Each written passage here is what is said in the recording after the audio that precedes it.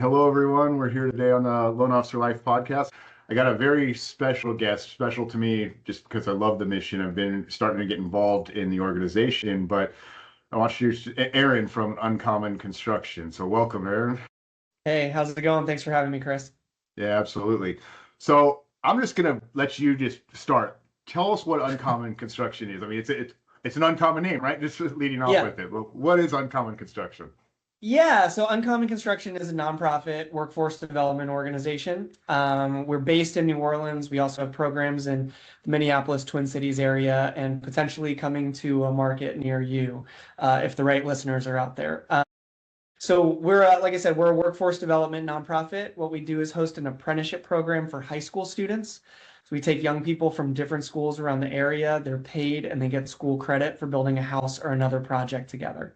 And with the revenue from those projects, we match their earnings 50 cents on the dollar with what we call an equity award scholarship that they can use for further education and career opportunities. So in a lot of ways, we operate and we are a licensed and insured residential general contractor in a given market. We can, be hired by a client. We can pull building permits. We can hire subcontractors and all that. We are also at times a speculative real estate developer. We're purchasing vacant lots. We're partnering with real estate agents and lenders and other firms to sell those and return blighted properties to commerce. And so we do a lot of different things. So anything that we would do with those business capabilities, right, of being a contractor and developer, also then can potentially become learning opportunities for young people who are interested in exploring jobs and careers that start on or around a construction site. Yeah, one thing you because when you were kind of explaining to me, and I said like, is it like a Habitat for Humanity? And one thing I recall you saying is it's a way to think about it, but the house isn't the mission. The kid development is the mission. Right? Right. Now, like sometimes the house is going to a common cause, right? And I would Yeah. say like returning blighted properties to commerce and facilitating usually first-time home ownership and the wealth generation that happens through the purchasing of real estate as an asset is a good cause, right? Yeah. In our communities.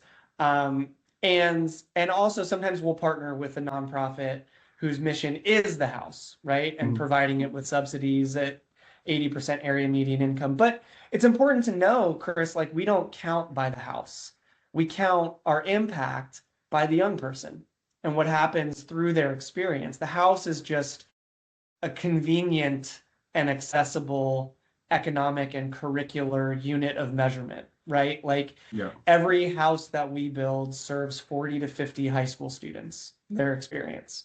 Mhm. And what they're getting through that is 100 or more hours of on-the-job technical training every semester in an environment that emphasizes the development and demonstration of soft skills, job retention, job performance skills in a very rigorous technical environment, right? Of doing Right. carpentry, construction, and all kinds of other stuff. So yeah, I mean the house is like it's sometimes easy to get fixated on the house. The house is the business and program model, but we also do renovations, right? And we can fix your porch and repair the window that's leaking or fix your fence after a hurricane or any number of other things. So yeah, it's the feel, the vibe. Sometimes we get compared to Habitat. I used to work at Habitat, like Mhm. we all love each other. And also it's a looks like it, maybe sounds like it's similar kind of kind of aesthetic sometimes. But our young people get paid above minimum wage as W-2 employees. It's not a volunteer experience. They're not building to pass the savings on to someone else. They're building as an investment in their future opportunities through in the form of their paychecks and then our revenue sharing mechanism of the equity award scholarship. Yeah, I was privileged enough to do my first build day this last Saturday, and Yeah. as I How did as I it pulled up feel? to it, it felt very Habitat in the sense of like there's a bunch of people there. There's some logos there. For those of you listening, there's some great sponsorship opportunities just to get your name out there for a good cause. But when I got into it, where I found the big difference is one, there's a lot of young people. A few things on that. One, I was expecting, in construction, stereotypically, it's just a bunch of dudes like doing construction. There was just as many young women there as men, And some of these young women were kicking the crap out of some of the young men in terms of just the knowledge and just the drive and the force. So I saw like a group of people kind of getting acquainted with it. And I saw a good group of people like really learning, hey, why are we doing it this way? What is it? Not just point and shoot. They were really there's like there's like a cool, first of all, like, you know, water is wet. The construction industry looks like you and me, right? And like, we don't need to wag our finger at everybody to say, like, we need the industry at all levels, residential, commercial, retail. There's all kinds of jobs out there, and the need is really great. And the need is only going to get met through the recruitment and retention of a younger and more diverse workforce. And the construction industry at all levels and locations on a good day is like 7% non-male, right? Yeah. The cohort that you were out building with is pretty much 50-50. Yeah. And like, these young women in construction are crushing it. There's an intentionality, right? Like, so if there's a common streak amongst all of our youth, you know, there's some characteristics that tie them together. You know, like in New Orleans, they're all from New Orleans. They go to public schools in New Orleans. There's that. But they're also curious, and they're ambitious, and they're hardworking, and, you know, they want to know why, and they want to reach for the next thing. They want to help each other. And those are things that we didn't give them. It's not like they didn't have them beforehand, but we're just giving them a space to sharpen those skills and demonstrate those skills, and then see other young people who have them too, and then show them off for adults like you who maybe are showing up like, all right, what am I getting myself into here? And then next thing you know, a 17-year-old is showing you how to swing a hammer a little bit better, right? I don't know if that was your experience, but I hope it was. It was, yeah, it was just keeping, I mean, you know, I worked in construction a little bit in my earlier years. And so I know enough to be dangerous, but it was more about hey, we're getting this job done and keeping things in order. Like, hey, you do this, you know, just really a management. I mean, you're being managed by a 17-year-old that's doing a phenomenal job of keeping things in line. Yeah, that's awesome. Well, I'm glad that was your experience. And I think that part of pulling it out, like, you know, we're not producing widgets, right? Like, these young people are not just, you know, going to be your next general labor, asphalt road crew workers that you can hire and fire every season, right? Like, we need them, right? And some of our young people are taking that path, right? They're joining a union, they're getting a job at a big GC, or they're doing whatever, right? Like, that's there and ready as a post-secondary outcome, right? And a lot of these young people are really like seeing the opportunity in the industry and seeing the growth potential of where you can go. I mean, you know, you started on a job site, I think, as I recall, and like, I was the least skilled worker at a day labor company. I fell backwards into construction. And, you know, here I am having this great conversation with you. And so the things that it can unlock, the trades have kind of shown me the world, helped me travel, introduced me to interesting people, and done all kinds of other things. And so I think our young people are really seeing that opportunity in a way that's tangible in the program. And so they don't want to let it slip through their fingers. And it's something's happening out there that's different than what they're being presented with, you know, at school potentially, or in their home lives or whatever, where it's a little more within reach and they can see what they can do with it, you know? Yeah. And there were just the comments level and the questions. I mean, I saw kids talking to other people, you know, Doug was out there, he's a general contractor. I know so there's some other engineers, other big contractors. I had kids asking me, like, you know, I'm telling them I'm working in tech now. But it's like, how did you get there? And so it was cool to share those stories. But I think, yeah, there's some level of organic there, but you guys are intentional with building up their confidence. And would you mind talking about like those awesome cards you sent out? I thought those were awesome. Yeah. So, you know, in our lives, and especially on a construction site, there's a million opportunities to give someone constructive feedback. On a job site, it's like, hey, you're not carrying that right. Hey, try walking this way. Hey, don't sit down. Hey, don't, you know, there's all kinds of ways that you can pull someone back and give them constructive feedback. And some people take it a little too far. It's actually like fun for them to show you what you don't know. That's an unfortunate trend in the workplace sometimes, right? We don't have enough opportunities to talk about what we're good at and to celebrate what we're good at. And sometimes we wait until it's too late and you're having a performance evaluation, or you're not getting a performance evaluation unless something's going wrong. And so we're coached to kind of be shy about what we're good at, don't brag about it. But as a result, you don't have the opportunity to practice talking about it.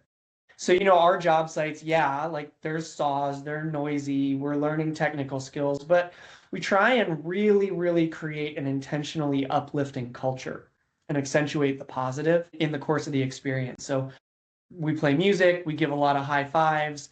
The backbone of our technical training model is this emphasis on soft skills, on culture. So we've adopted this third-party research-based framework where every month with your paychecks, our young people are getting performance evaluations. And if you score skilled or expert on, 2 in a row in corresponding categories, you get badges for your hard hat, right? And we distribute those in an informal award ceremony on the job site. But every time that we're with young people, we're giving out something called an awesome card. And I totally stole this from someone, so y'all can steal it from me. But it's just a little business card. And on the back, if you can see it it says, I am blank because. So throughout the day, our staff and sometimes other young people are picking up these awesome cards from little stations and writing on them things that are true about other people that they're working with. And it's a way to call it out. So you might write as you observe someone else. So I might say about you, Chris, like, I am curious because I am asking great questions of Aaron on this podcast interview. And so I'd write that on this card and I'd find a moment to give it to you in a way that doesn't require a conversation. I'm not hitting you over the head with it. I'm not embarrassing you or anything like that. But then later, when we have a moment, you maybe have tucked this little awesome card into your pocket or into your tool belt, and you might have even forgotten about it because you're so immersed in the work that you're doing. So just at a little moment, we'll say, hey, if you got an awesome card, raise your hand. Tell us why you're awesome. So a young person can read that card and everyone knows that someone else said it, so they don't have to worry about being humble or anything like that. But if you think about the power of that experience, right? Like, my supervisor saw something that I was doing in the moment, thought enough of it to stop what they were doing, take out one of these cards, write it down, hand deliver it to me, and then give me a chance. They thought it was important enough to then also give me a chance to share that with the rest of the team, is incredibly powerful when you think about a 16-year-old who, unfortunately, that feeling of being successful and celebrated is increasingly rare, right, in our community. And so trying to find these moments when we can pull that out, highlight them, and celebrate them. And then we're learning, hey, it feels good to celebrate someone else. It feels good to have someone else celebrate me. So then now when I'm in a job interview and I'm applying for a job, they say, tell us about your strengths, tell us about your weaknesses. I have concrete examples in my awesome cards, right? And our young people, they recycle or toss their pay stubs to cash the checks and then move on. But they keep the awesome cards in a stack. And it's real, right? Like, they keep them until they graduate. So it's these like cultural artifacts, these totems that emphasize what young people are doing and just make them more visible, because otherwise we just spend all day like, oh, this measurement was a 1/4 inch off, or you dropped that a little too quickly, it hurt my fingers. Like, there's all kinds of different ways that we can get down on ourselves, because part of the fun of construction is getting beat up by construction, right? And so we have to be really on purpose about the way that we're accentuating the positive. Yeah, just that little phrasing difference of not just saying, do a good job on this, is I am, and especially at a young age, like, I am being comfortable, and you're taking that away from like, that is what you say, but it starts becoming very empowering. I saw that firsthand as people were reading it. But such a subtle difference, right? I mean, it's different to say, like, I did a good, even if it was like an I statement, right? Like, I did a good job carrying lumber, right? Cool, we all did. It was heavy, it sucked, right? But if it's, I am resilient because I carried the lumber for the longest without, until it was done, or something like that, right? It's identifying a core character attribute and then supplementing it with evidence, right? Like, I used to be a classroom teacher. I taught reading and social studies. And when you read a text, you want to get the main idea and then find relevant details. So the main idea is that I am resilient. And the supporting evidence from the text is that I carried all the lumber, right? And so there's just, again, just like you said, there's this like subtle difference of like, I did a good job carrying lumber versus I am this thing that we all want to aspire to be because I demonstrate it in this way today. And that's like super powerful. And we do it like with staff. Like, I can go sprinkle an awesome card on someone if I see them do something great, and it makes your day. I mean, just that orientation. I got one and I felt good. I was like, oh, cool. I mean, it's just so empowering. I mean, I have some other involvements with some youth organizations, and getting that ability to just be proud and stand up goes a long way, and not be afraid of the next task. And I think, there's going to be several people watching this, some industry peers and friends that I have that are much smarter than me in terms of things that we can do in the industry, things we can do. We have an affordability crisis going on right now. We have, interest rates are too high. But one of the things that I don't think we talk about as much is, and this is a hard thing because it's a longer term game, is how do you get people coming out of high school, maybe college is good for them, maybe it's not, but getting exposed to more things where there is other opportunities, because exposure is so key. I was fortunate enough to grow up with parents who had good networks and stuff, and get exposed to some of these things to say what I like, what I don't like, what money can you make, what kind of future is this. And if we can get more of that in the youth generation, I strongly believe that you can start making people that are not just poverty or wealthy. It's, that in between, that good middle class again. Yeah, and I had a similar experience as you, right? Like, and I've shared this with you. I grew up in North County, San Diego. There's residential real estate boom happening everywhere around me in the 80s and 90s. And I goofed off in school. I talked back to teachers. I was more, whether I was bored or frustrated or confused or whatever, the traditional classroom wasn't my thing, even though I could do fraction math and algebra in my head, right? But I lit up in all my after school and extracurricular activities. And amidst all of that, I went to a blue ribbon public high school in an upper middle class community. We had a huge football stadium, a performing arts theater. We had a daily student produced newscast. We had a newspaper. We had pottery class and a kiln. We had computer science, but we didn't have a shop class, right? And no one, given my background and with all the resources at this public school that I went to, nobody would have thought like, oh, maybe Aaron should be a woodworker, right? Like maybe he'd be a carpenter, or maybe he should be a real estate developer. Like, it was never even presented as a thing that was possible to exist in my world. And it's not necessarily like anyone was actively hiding it, right? But it's this like, it just, oh, he's going to go to college and he'll figure it out. And then ultimately, I ended up dropping out of college in my third year, fell backwards into construction, and here I am. And I think what you're scratching on here is like this access and opportunity gap, right? Like, I had every opportunity afforded to me except the ones that were not visible from where we were looking. We traveled as a family. I saw a lot of places, met a lot of people that were different from me. I was exposed to arts, culture, all kinds of stuff. But there wasn't really like a specific career exploration that happened with me, right? It was kind of like, he'll figure it out. And eventually I did. But I didn't get that intentional introduction based on my interests and curiosity to a specific career pathway, right? Yeah. And I'm not ungrateful for my experience to this point. Maybe I would have gotten here a little faster, and without as many bruises. But yeah, I think it's that having access, having an opportunity to get exposure to jobs and careers that aren't being presented to you in ways that are like real, right, and tangible. Yeah. And so I love everything you're saying, and I guess a part of that's probably motivated you to get there, but to come up with this kind of idea and make it work, like where did you just start to say, I'm crazy enough to try this and do this, which I'm like too fearless to fail, right? I've told a little bit of my story, right? Like, I went to college after high school. I dropped out. That was in January 2005. Later that year, after Hurricane Katrina, I called the Red Cross to donate $25. And that's kind of what started my connection with New Orleans. So I was a Red Cross volunteer after Katrina. I came here, spent a lot of time getting involved in the relief and recovery effort.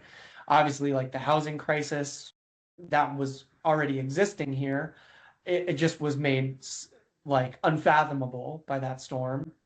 And it's, we're still navigating it as I'm sure your listeners know, about interest rates and insurance, costs and all the stuff that's going on here. But, so then the Red Cross was done with me. I fell backwards into construction.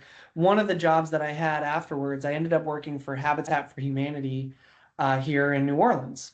And I got really good at building houses with unskilled labor. I realized that I had a knack for teaching people. So I went back to school at Tulane, got my degree, and signed up for Teach for America. So I was a middle school reading and social studies teacher. But again, like the traditional classroom didn't work for me. And the one that I was force feeding on my students and myself wasn't working for anybody. And so somewhere between my second and third year teaching, I was just swapping stories with someone. I said, gee, I don't know. I guess if I'm supposed to do anything, I build houses with high school students and then use the profits to pay for scholarships for the kids who build the houses. I was like, dang, nobody's doing that, right? So, for me, it's like, well, like, okay, I know the job site aspect of that, but people build houses and sell them, and that's a business. So like I can do that, and can I bring this educational experience together with that business model? And how do we kind of bring those two?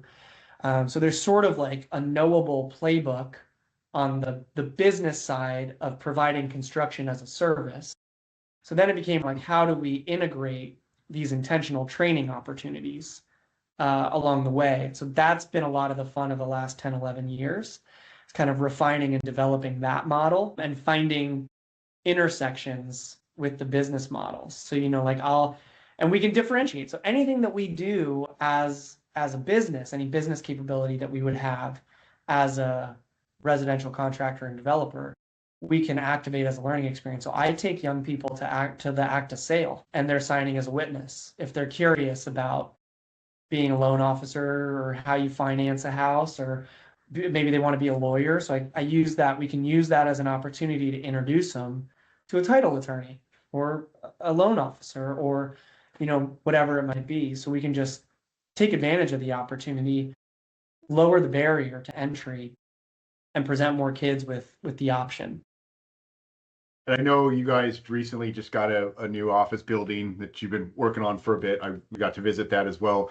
And I guess it just doesn't stop at the building, right? Because you have, and this is opportunities for others to get involved, to come teach a class. Like I've said, I teach a first-time homebuyer class. By the way, any loan officers listening that want to partner up with me on that, you're welcome to do that. But there's other opportunities to come in for just the community in general, to come in and learn, and sponsorship opportunities as well. But to learn on things real estate adjacent, or just Totally. life development skills. Yeah, I mean, this building, the campus, right, that we call it the unCommon campus here in New Orleans. unCommon has, for the last 9, 10, 11 years, we've operated this amazing program we've created, has operated on Wi-Fi hotspots and pickup trucks and job sites and borrowed space in classrooms. We haven't, the only place that's never really felt like us has been our headquarters or our office building, right? And we've grown to a place, and had grown to a place where we needed somewhere where we could operate, gather, and grow, right? We need to be able to operate like a construction company with operations in 2 cities that are 2,000 miles apart from each other. We have trucks and tools and materials. We build a couple houses a year. We do a few $100,000 worth of paid work for clients. All that money goes back into young people to create and facilitate and enable, and it's supported. The gap is supported by philanthropy and the kinds of sponsorships that you're talking about. So you need a place where we can operate, just to do the stuff that we do from a position of stability. And then we need a place where we can gather as a community, expanding community of youth, schools, families, industry partners, collaborators, to gather, to learn and celebrate together. And then we need a place where we can grow, right? Through the development of new programs that serve youth and adult learners differently. So not just the apprenticeship program, but going along with your first-time homebuyer class, right? Like Aaron Frumin, the CEO of unCommon Construction, will personally teach you how to swing a hammer.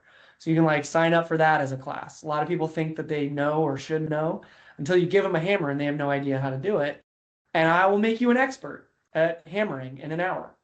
You taught me 3 different things about a construction pencil I didn't even know. Yeah, how about that? And so and I think in particular, it's like the notion of first-time homebuyer class, right? There's the traditional way of doing that. That's well, what's your credit score and what's your this, and your realtor can kind of walk you through it, and but it's still this big abstract concept. But we actually at unCommon use that as a way to wedge into credit history, like employment history. It starts with a paycheck. It starts now at 16.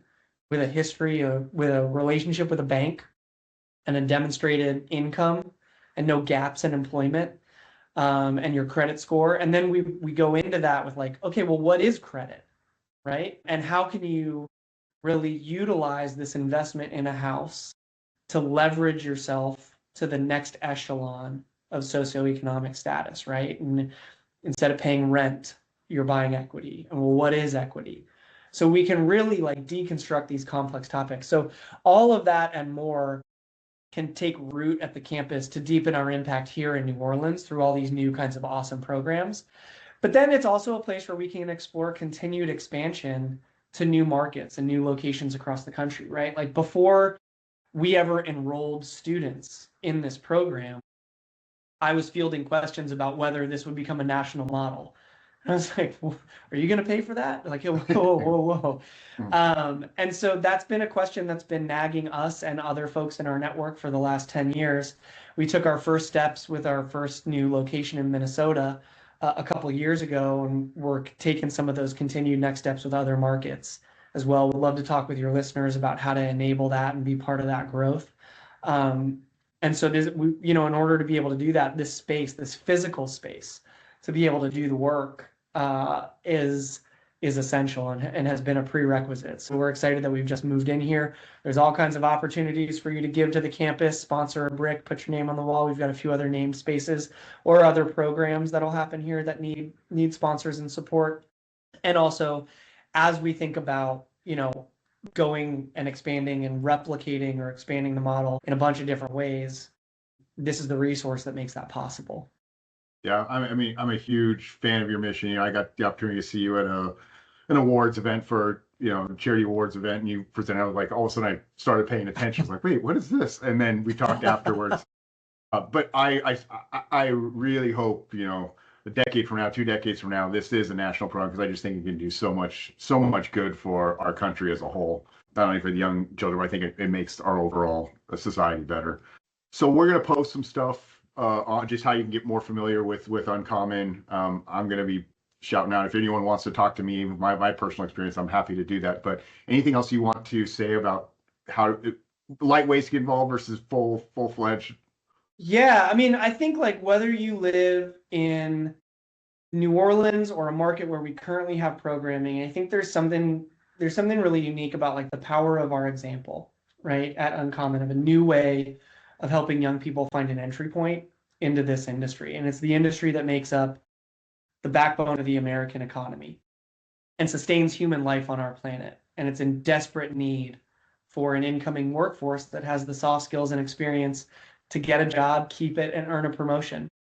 And, with humility, we were this grassroots startup nonprofit in New Orleans, trying something new. And we've garnered some attention and like you said, some awards that we're really proud of and humbled by. We want to present this new pathway, this new way of doing it, and a new conversation as the country is experiencing a renaissance in the way that we think about and talk about career and technical education. So whether we are in your market or you're in our market, or there's an immediate path to replication in your market, there's something to be said that like what's good for unCommon helps raise the bar, we hope, and set a new standard for our industry and for young people and the education systems in which they're coming up. And so we'd love to connect with you and find ways to partner and collaborate. Obviously, our donate button is always live on uncommonconstruction.org/donate. There's ways for you to give, to sponsor, to collaborate in all kinds of different ways. We want to make sure that that's meaningful for you. And so connect with us, send a note, send us an email, connect with us on social media. And we'd love to figure out what the best fit is for you and how we can change the game and have an impact together. Awesome. I could sit here and talk to you for a while, but we'll save that for offline stuff. But I do really appreciate you coming on. I'd love as this evolves too to get you back on and just give some updates. Yeah. But really appreciate you coming on. Awesome. Thanks, Chris. This is really great. And thanks to everyone out there for tuning in. And I hope we have a chance to hear from you in some way. So thanks a lot, everybody.